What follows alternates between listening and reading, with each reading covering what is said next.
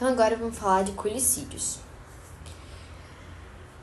Relacionado à classificação taxonômica, são artrópodas, insetos, da família dos culicídeos e vão se dividir em 3 gêneros. O Anopheles, causador da malária, o Culex, causador da filariose ou elefantíase, e o Aedes, causador de dengue, zika, chikungunya, febre amarela, etc, etc. Então vamos lá. Primeiro, morfologia. 3 a 6 milímetros, então são pequenos, porém visíveis.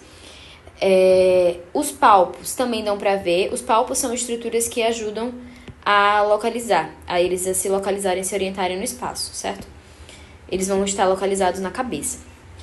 As patas são longas, bem longas. O macho vai ter antenas que são bem pilosas, ou bem pilosas não, bem plumosas.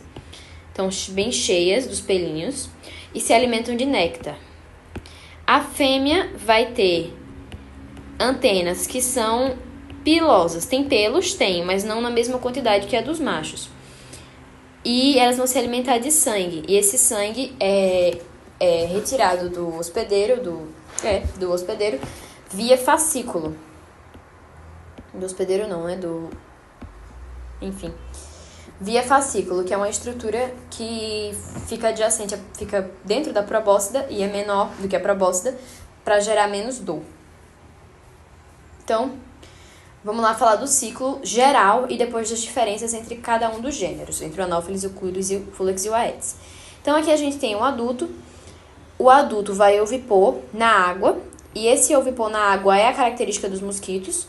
Por isso que os flebotomíneos não podiam ser chamados realmente de mosquitos, porque eles ovipunham na terra úmida e não na água. Depois esses ovos vão se transformar em larvas, vão de L1 a L4.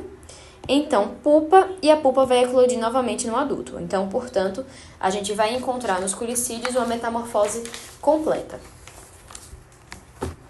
Agora, as diferenças entre os gêneros.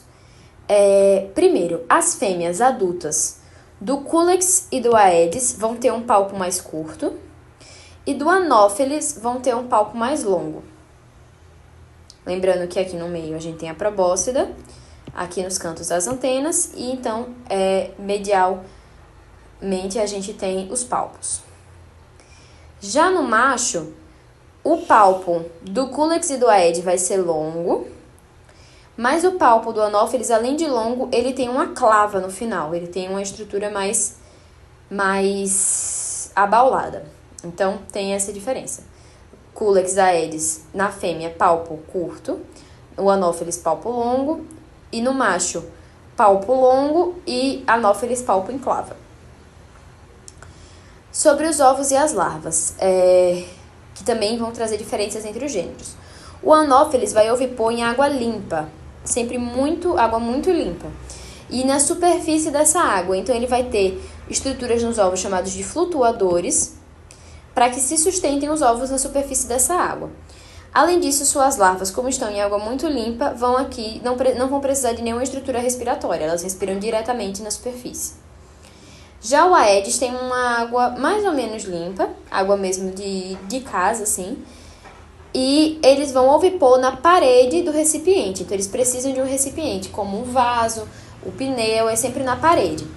E como a água é mais ou menos limpa, eles já vão ter uma estrutura respiratória, mas ela não é tão alongada. E ele fica no meio termo, nem tão fundo, nem tão na superfície.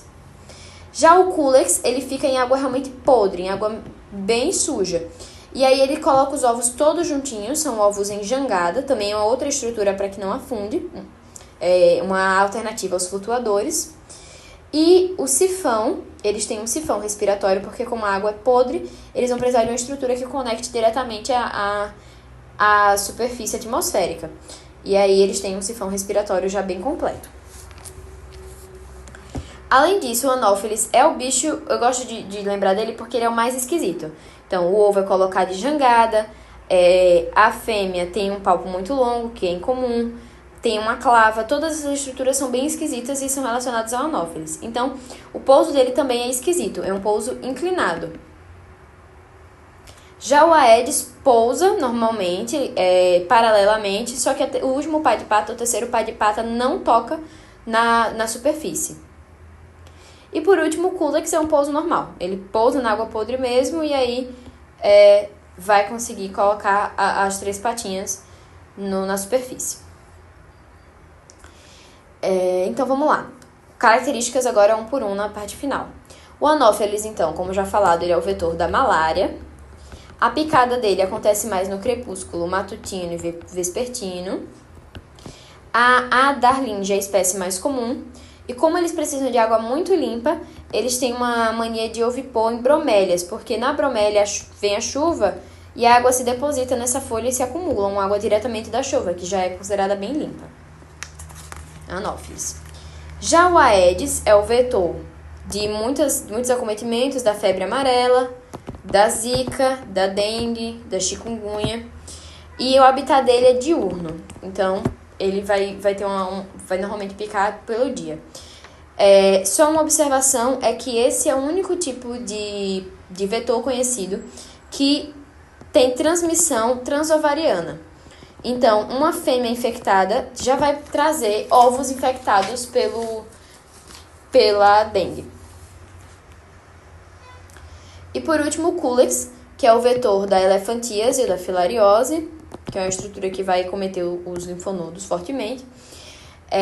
O hábito alimentar é um hábito diurno, e o Culex, ele tem uma questão mais doméstica, não é muito selvagem, como era o caso do Anopheles. E uma outra observação é que agora está se descobrindo que o Culex também é um possível transmissor de Zika. Mas ainda não se sabe determinar qual porcentagem da Zika é transmitida pelo Culex e qual é transmitida pelo Aedes.